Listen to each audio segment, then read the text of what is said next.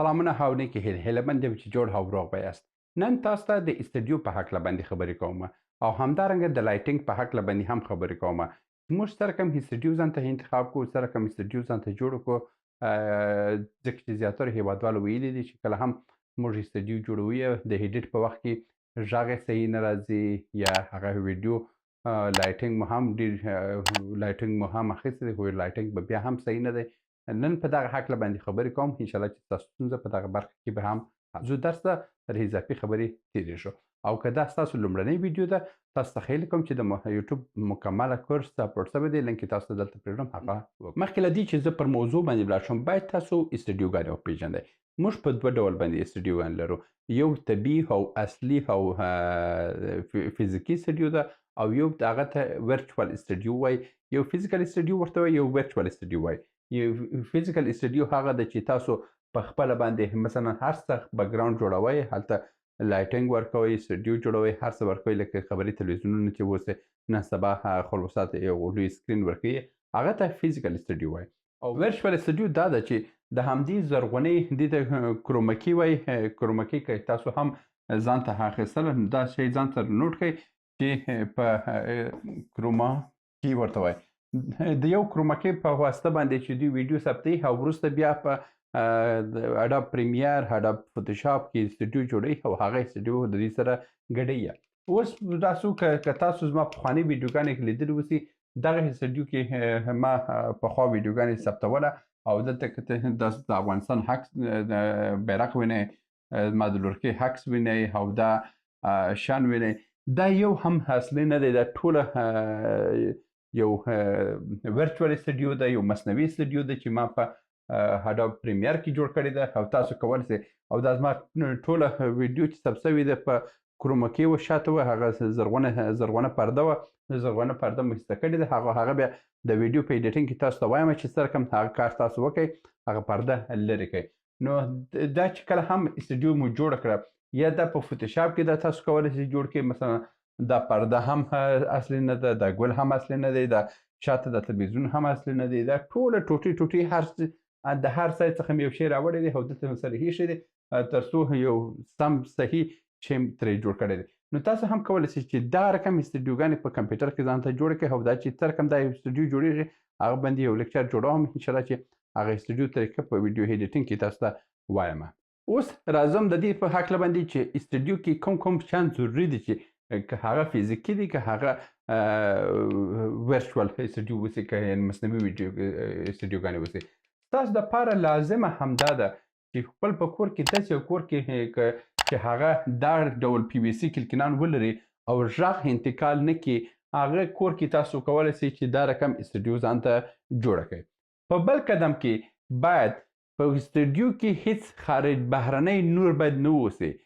اوس دا کوم کور کې چې زه اوسېږم دا استدیو ده او دا کې هیڅ کلکین نشته او کلکین نشته، دروازه چې وتړل شي بیخي سمه تیاره ده او دا هم د خپل لایټونه چې دي د خپل لایټو روښنایي ده.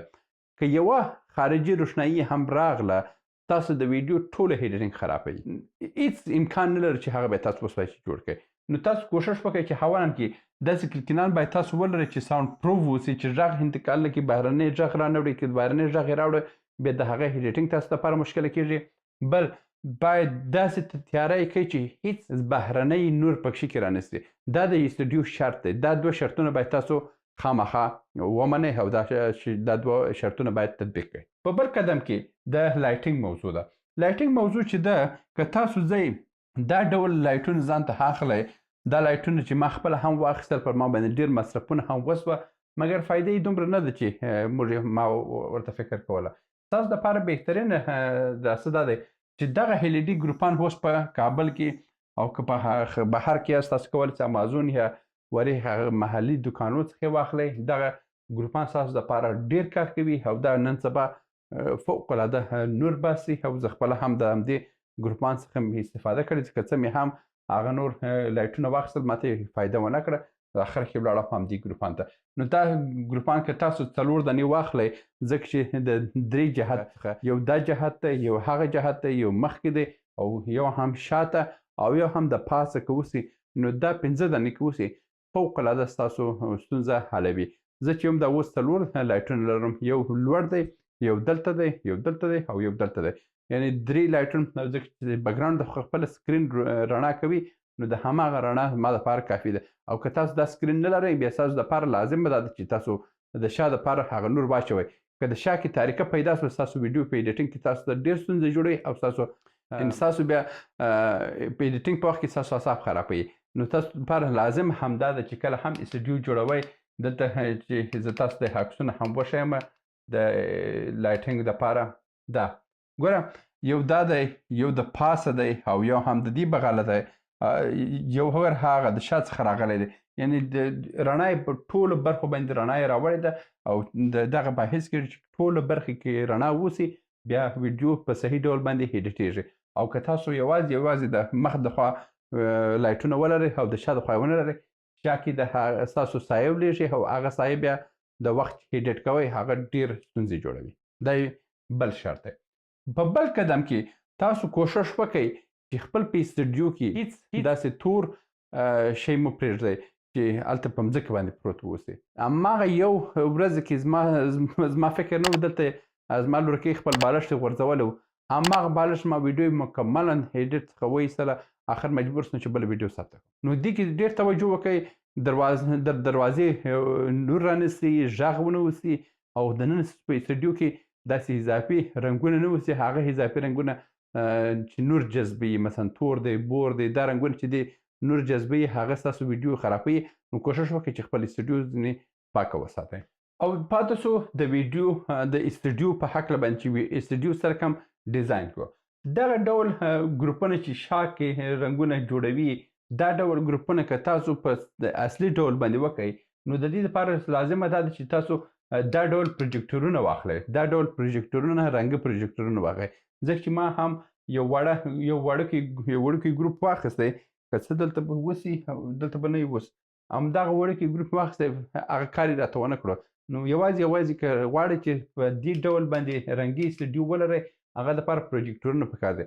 د اوس دپاره لازمه هم تاسو دپاره نه ده، ځکه چې دا کار تاسو په ویډیو ایډیټینګ کې په اډاب پریمیر کې تاسو کولی شئ یو داسې رنګی استدیو ځان ته جوړه کړئ او په ورچوال ډول باندې هر څه دا جوړیږي او دا بیا تاسو ته په ویډیو ایډیټینګ کې تاسو ته وایم.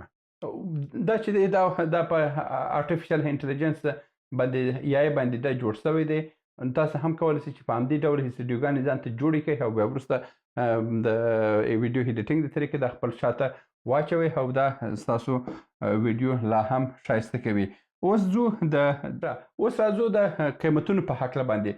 دغه کټ که تاسو واخلئ دا کټ ښه کټ دی، که څه ګران دی مګر ځکه چې دا کروما پکښې کې د لایټینګ پکښې کې د هر څه پکښې کې دا ستاسو دپاره ډېر کار کوي. په دې کې همدا ډول باندې 3 لایټونه هم په دې کې دي، 2 لایټونه پکښې کې دي او دا نور لایټونه دي، یعنې دا یو مکمله جعبه ده. په $250 دا ما اخیستی وه. که څه کارایي نه کړي بیا وروسته مجبور یې چې هغه نور LED ګروپونه به ځان ته واخلئ او دا ډول ګروپونه مې هم واخیستل. دا فایدې نه کول ځکه چې د دې نور په ما باندې قوي و، مجبور و چې بکګراونډ کې پروجیکټور واچوئ او پروجیکټور که هم اچوئ بیا دا وړانګې که دا ضعیفه سوه بیا ستا ویډیو ایډیټینګ هغه د دغه رنګي استدیو چې ده دا په اډاب پریمیر کې ځان ته جوړ کړئ په ایډیټ کې، مګر په اصلي ډول باندې دا کار مه کوئ، ستاسو دپاره ستونزې جوړوي. او د کروما چې ده همدا دا کروماوي دي او دا تاسو کولی شئ په امازون کې هم واخلئ، په افغانستان کې تاسو په کابل کې هم کولی شئ دا واخلئ او که نه داسې یو زرغون ټکور ځان ته واخلئ. خو دا زرغون ټکور باید دغسې مکمل داسې اوسي، کتوت نه اوسي. که مازې کې کتوت وسو هغه رنګونه بیا تاوباله کېږي، هغه رنګونه بیا تاسو ته هغه رنګونه بیا چې تاوباله سوه بیا نور رنګونه ځینې جوړېږي، د ویډیو په ایډیټینګ کې بیا تاسو ته ستونزې جوړوي. دا و د استدیو په هکله باندې خبرې.